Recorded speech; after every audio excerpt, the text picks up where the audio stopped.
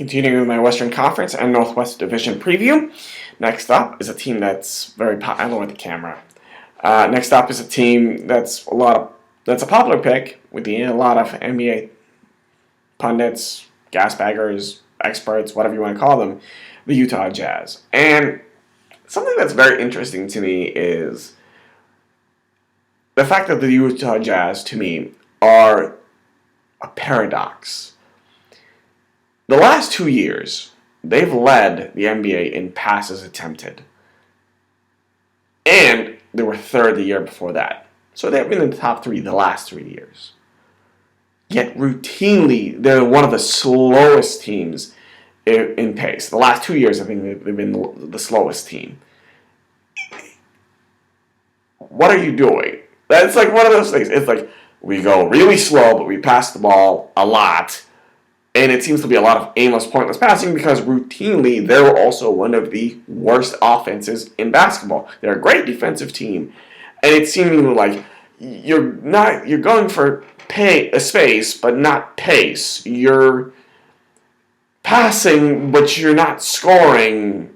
Do you know what you're doing? And by the way, that goes also with their roster. I said Denver Nuggets, they threw everything at the wall, and what came out for them.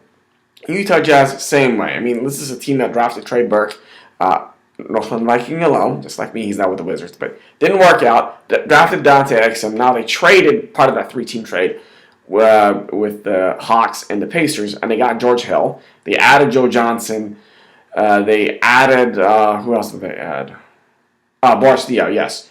They got Boris Diaw from the Spurs. And it's almost like, and to the collection of the young players that they already had, well, like Alec Burks and Rodney Hood, they seem to play the same position. You have also Gordon Hayward, who to me seems to be one of the more overrated players. You talk about it, and people talk about him over and over and over again. It's like, okay, you haven't made the playoffs, and you haven't made the NBA, and you haven't made Team USA, so why is he such a popular pick as being this difference maker? We haven't seen any. He actually had his best season last year, and he still can get them into the playoffs. And he's supposed to be the lead player on this team, the best player on this team. And then we have the next best player is Derek Favors, again, who's a popular pick with the analytic crowd. My response is, if you have two guys that are this high, and the Stifle Tower and Rudy Gobert, how do you not make the playoffs? Now, you could say, hey, they added another defensive first type of point guard, George Hill, as I stated earlier. So but he's also gonna bring the veteran experience of the playoffs. He's made the playoffs, I think, every year but one. So he's gonna be able to lead them in a way that some of their other younger players have not been able to. That's fine, but he's not helping them in terms of really the shooting or the scoring aspect of it. And what is this team's ultimate goal?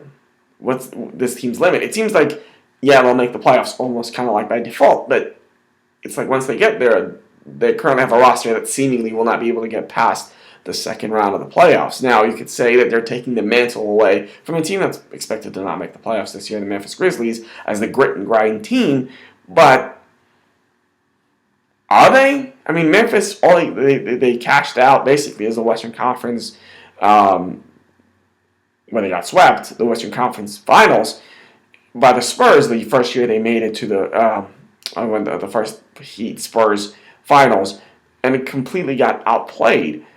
What are the Jazz hoping to expect and get from this season and in the future as well? Because if you're going to make the playoffs, if you're going to be kind of a mid-tierish playoff team, how are you going to go ahead and avoid the same fate that the Memphis Grizzlies went through? And is also Quinn Snyder the man to lead you through that, who's kind of maybe quietly on one of the hotter seats, in my opinion. If they don't make the playoffs, he's gone. But what will happen once they realize, okay, how do we take the next step? How can we beat a team like the Warriors or the Trailblazers, who's the team that I have next in winning this division? I can't answer those questions, and I don't think that they have answers to those questions, other than wait and see if you're a Jazz fan, basically.